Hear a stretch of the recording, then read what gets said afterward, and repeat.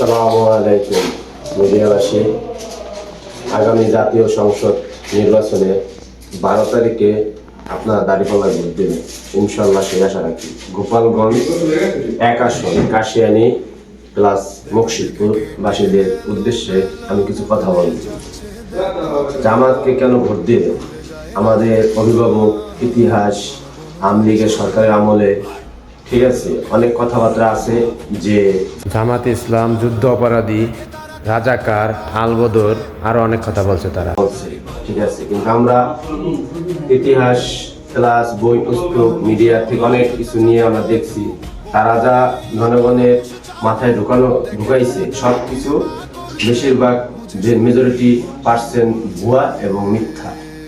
যাই হোক, আপনারা সব মিডিয়া দেখেন, ইতিহাস পড়েন, বই পুস্তক পড়েন, বিশেষ করে তরুণ প্রজন্মদের উদ্দেশ্যে আমি বলতেছি যে এই 54 বছর জামাত কিন্তু ক্ষমতায় ছিল না, তাহলে চাঁদাবাজি, টেন্ডারবাজি, ঋণ খেলাপি কারা করছে? এই বিএনপি, আওয়ামী লীগ, এদের নেতাবর্গ, তৃণমূল থেকে উচ্চ পর্যায়ে সব ঋণ খেলাপি, রিজার্ভ, গণহত্যা, গুম, খুন, এগুলোর সাথে কারা জড়িত?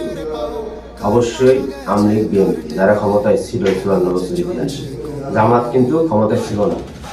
যখনই জামাত ইসলামের কথা আসে তখনই তারা যুদ্ধ বেঁধে রাজাকার, এই জন্য তারা ভোট দেবে না। রাজাকারের লিস্টে কিন্তু আওয়ামী লীগের আমলে, আওয়ামী লীগের সরকারের লিস্ট করা যে 8,000 প্লাস রাজাকার আওয়ামী লীগের, বিএনপির 5-6 হাজারের মতো প্লাস, জামাত ইসলামে পাইছে 39 থেকে 37 জনের মতো। তাহলে আপনারা মাথা, বিবেক এগুলো দেখেন। এই বিএনপি যায় যতগুলো প্রার্থী দিছে তাদের 52% উপরে ঋণ খেলাপি। তাহলে একটা কথা চিন্তা করেন, যে সরকার ক্ষমতায় যাওয়ার আগেই 52% বাংলাদেশে ঋণ খেলাপি করে আছে, তারা বাংলাদেশকে কত দূর নিয়ে যাবে অদূর ভবিষ্যতে? এটা হলো অনেক চিন্তার বিষয়। তাই আমি আপনাদের মাঝে আরো এর আগে কিছু কথা বলছি। কেন বলি? আমারই সুপরিচিত, আমার এলাকাবাসী, আমার ভাই বোনেদের উদ্দেশ্যে বলি, আপনারা ভাই আপনাদের বিবেককে কাজে খাটান, আপনাদের বুদ্ধিকে কাজে খাটান, চোখ খুলুন, কান খুলুন। আগে যা চোখ দিয়ে দেখানো হয়েছে, আগে যা স্কুল কলেজে কানে ঢুকানো হয়েছে, এগুলো ভাই অপপ্রচার, এগুলো ভাই বাংলাদেশের জন্য না, এগুলো বাংলাদেশ না। বাংলাদেশ, নতুন বাংলাদেশের জন্য আপনার আগে যেগুলো চোখ দেখছেন ওইগুলো ডিলিট করে, ওইগুলো পরিত্যাগ করে। ঠিক আছে ভাই, আপনাদের কাছে আমি অনুরোধ রাখবো, বিশেষ করে আমার বন্ধু বান্ধব, সুপরিচিত যারা আছেন, বিশেষ করে ডিগনগর ইউনিয়ন, আমার গ্রাম ভাজন্দি থেকে পার্শ্ববর্তী যত গ্রাম আছেন, ভাই ব্রাদাররা, আপনারা সঠিক সিদ্ধান্ত নিন।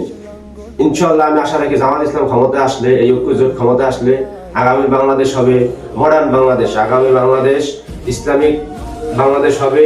সর্বজনীন, সর্বধর্মপ্রাণ মানুষ বাংলাদেশকে সুস্থ, স্বাভাবিক একটা শান্তিতে বসবাস করতে পারবে, সেই প্রত্যাশা আমি রাখি এবং সর্বজনগণ রাখি জামাত ইসলামের উদ্দেশ্যে। না হলে বিএনপি নেতারা জামাতে যোগদান করিতেন না।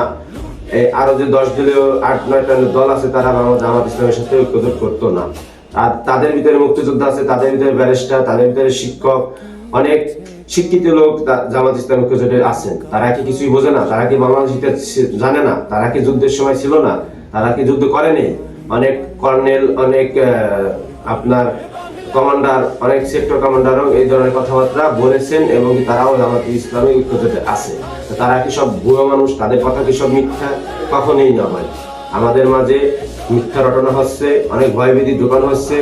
এবং কি আওয়ামী লীগ মানে বিএনপি, বিএনপি মানে আওয়ামী লীগ, আমরা ভাই ভাই, নৌকা দানের শীষ একই। এই ধরনের কথা যারা বলে, তাহলে আওয়ামী লীগকে পতন করা নেন কেন? আওয়ামী লীগ থাকাই ভালো ছিল ভাই। অনেক কথা আছে, এগুলো আমি কোনো দল বা কোনো ব্যক্তিকে উদ্দেশ্য করে বলতেছি না, আমি বাংলাদেশের আম জনতা এবং সকল ধর্মের মানুষের উদ্দেশ্যে বলতেছি, আপনারা বাংলাদেশে আগামী 12 তারিখে দাঁড়িপাল্লা ভোট দেবেন ইনশাল্লাহ। আমি আশা রাখি দাঁড়িপাল্লা বিজয় হবে। আল্লাহ হাফেজ সবাই।